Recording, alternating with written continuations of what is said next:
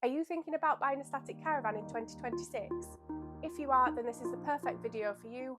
Welcome to the Linwater Caravan Park YouTube channel. I'm Ellie and today we're going to be looking at the top 5 things that you need to consider before buying your static caravan. We're going to break the video down into sections. The first section is location and lifestyle.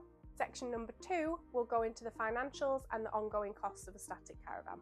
Section 3 will look at the static caravan itself. Section 4 we're going to look at the park policies and licence agreements. The first thing to consider is the location of the park and finding the right park for you. Is it somewhere that you enjoy visiting? Are you thinking of visiting just on weekends, or is it more of a long-term holiday that you're looking for? You've also got to consider seasonality. Do you want to be travelling to this static caravan in the dead of winter? Is that when you're going to be using it the most, or is it summer that you're going to be using it the most? There's also questions such as the noise levels around the park. Is it a more central location that you're looking for? Are you wanting an entertainment block? Or are you wanting somewhere a little bit more rural and quiet and maybe a family run park? At Linwater we have the perfect balance of countryside meets city because we're just on the outskirts of Edinburgh, but we also have West Lothian just down the road. Location is one of the biggest things to consider because the park has to be right for you and your family's needs. So after the location of the park, the next thing that you need to consider is the length of the season. Some holiday parks in the UK only have a shorter licence for 10 or 11 months of the year, and other parks have 12-month licence.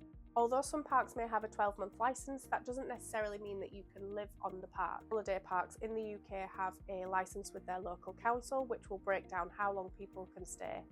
The benefits of staying on a park with a 12-month licence means that you're not limited to the summer months and the busier months. You can travel and visit your static caravan throughout the year. There are a few misconceptions around what a 12-month licence means, and some people think that if they're there for 11 months and then they're off for 1 month, then that means that they can stay all year round. To be clear, a holiday park and a residential park are two different things. We'll look at residential parks in a future video. Today we're just focusing on holiday parks.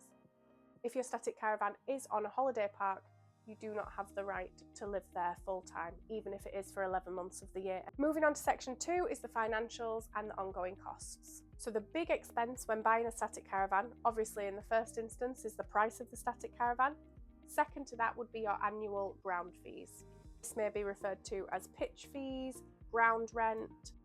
Depending on the site that you're on, your site fees may run from a financial year, so from the 1st of April, or they may start at the start of the year, January the 1st, and run right through to the end of the year. Site fees can include a wide range of items that are listed within the site fees. It does depend on the park.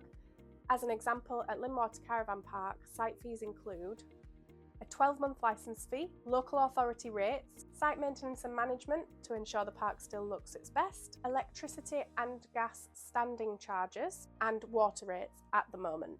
These costs do vary from park to park. It's always important that you speak to the park that you're looking to purchase a static caravan on and see what their site fees, ground rent or ground fees include for the year. As I mentioned, pitch fees are charged annually usually, and this means that there could be increases year on year. It's important that you speak to the park that you're planning on purchasing a static caravan on to see how they increase their fees each year. Along with pitch fees, ground rent or site fees, whatever you want to call them, there are also additional costs that you need to consider. So the obvious ones would be electric and gas. These are usually metered or on a bottle. At Linwater Caravan Park, we are piped in and everything is mains, so you will have an electricity meter and a gas meter, and you're billed quarterly. That's just how it works here. However, other parks do vary, and some may be quarterly, it may be twice a year, every 6 months, it may be monthly. It just depends on the park, but gas and electric are definitely things that you need to consider. Of course, there is also insurance to pay for, water rates as well. Some parks charge for this, some parks like ourselves do charge for it in our annual site fees. Along with all of these, there's also the boiler maintenance and a gas safety certificate which will need to be done annually. A static caravan holiday home shouldn't be looked at as a financial investment with expectation of return. Instead, it should be seen as an investment in time spent in a fantastic location that you love and that your family will enjoy for the years to come. So much to unpack on the depreciation of static caravans that I am going to leave that for another video so we can have a look at that in more depth. Moving on to the static caravan itself. It's important when you're coming to look at a static caravan to think about the condition that it's in. Are you looking for a brand new static caravan with the wrapping on and the full manufacturer's warranty? Or are you looking for something a bit more in your budget and that may be pre-loved? When looking at the condition of the caravan, it's important to keep an eye out for things like damp and double glazing. Has it got central heating? What year was it manufactured? It's also good to look at the boiler to have a look to make sure that's fully functioning and all the water is functioning. Have a look at the appliances that are included in the sale, such as the oven or the fridge freezer. Are they in state of good repair? Does the park offer a warranty, or is the manufacturer's warranty still valid? Next, we'll look at decking and outdoor spaces. So decking may not be included in your static caravan purchase. It's very important that you speak to your park and see if it is something that is included or something that is purchased separately, or does your static caravan come with no decking and that's something that you would need to purchase yourself. Another very important aspect that you need to consider, and one of the most important aspects, is the length of the license agreement.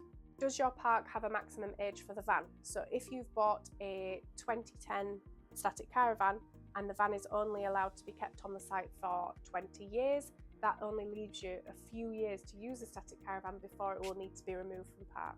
You need to consider the end of life process. So if you do only have a short amount of time left with your static caravan, you need to speak to the park or consult your license agreement to see what the end of life process is for the static caravan. It's very important that you have written clarity on what happens at the end of the life of the static caravan. Each holiday park is different, but they will all have their own set of park rules that everyone will need to make sure they are in compliance with. We hope this video has helped you with some considerations around purchasing a static caravan.